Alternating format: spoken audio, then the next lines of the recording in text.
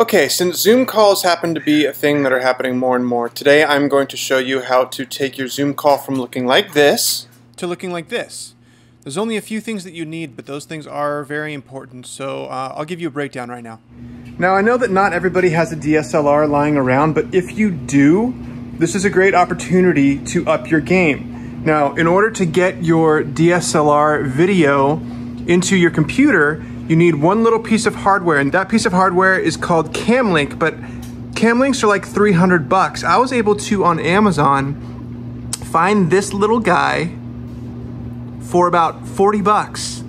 $40. For $40, I can take the HDMI output of my DSLR, in this case a Panasonic GH4, and output the HDMI into the USB, and the USB is then recognized by my computer as a webcam, which means that all of my Zoom calls can now be filmed with a much nicer camera than what is built into the computer, okay?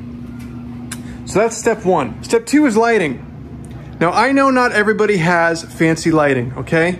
I'm using a 2-light setup, okay? So I have a key light coming from the front, and I have a backlight coming from the back. Now again, it was a little bit of an investment on my part, but this light right here, I got on Amazon for like 40 bucks. Here, let me show you what it is. Viltrox L116, whatever. This is an LED light, fully dimmable, and also it has a color temp.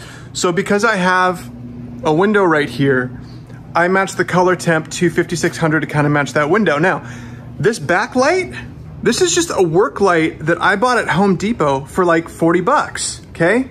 So between the front light and the back light, I have a really good lighting setup, and what I always make sure to do is to turn off the ambient light in the garage, okay? Now let me take you to my background.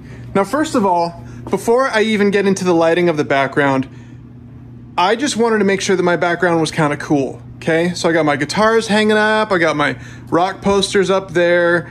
I know it's whatever, it's very dude. It's a very dude background, but you know what? It's a good representation of me. I'm a musician.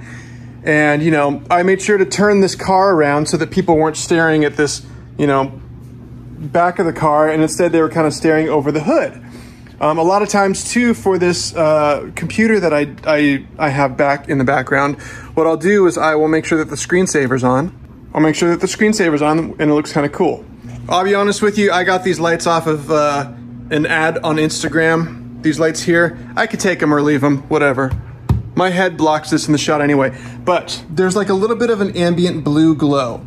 And what I did was I used bucket lights, and I took off the bucket, you know, regular little bucket lights that you can buy for like 5 bucks at the hardware store. And I bought a blue LED bulb, and I clipped the bucket lights behind elements. So right here, there's one behind my amplifier, and back here, there's one behind the computer, okay? And let's go back here and I'll show you what that does. And as you can see, it just kind of gives a nice blue glow to the area, okay? So now I'm gonna jump on the Zoom, on my webcam, and kind of break all these elements down through the camera lens. Okay, so through the camera lens, you can see, you know, there's my screensaver, there's the ambient blue light, a little bit more over there by the guitars. I've got my work light here, giving me some nice separation from the background, a little bit of a hair light. Of course, I've got my key light here giving me some nice bright light, along with the window, but they're both at the same color temperature, so it works out well. Honestly, throughout the day, the sun and that window could change, and it doesn't really affect this setup a whole lot.